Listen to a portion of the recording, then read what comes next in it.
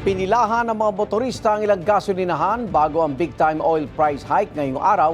Sa isang gasolinahan sa Coronadal City kahapon, mahaba ang naging pila ng mga motorista. Sabi nilang gas pump attendants, marami ang nagpa-full tank. Ang ilan naman may dalang galon bilang pangreserba.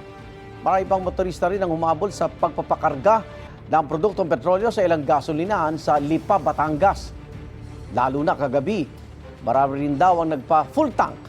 At kagabi rin ang humabol sa pagkarga sa ilang gasolinahan sa Marikina ang maraming motorista. Simula ngayong araw, 1 peso and 90 centavos ang taas presyo sa kada litro ng gasolina, 1 peso and 20 centavos naman sa diesel, habang 1 peso and 50 centavos sa kerosene.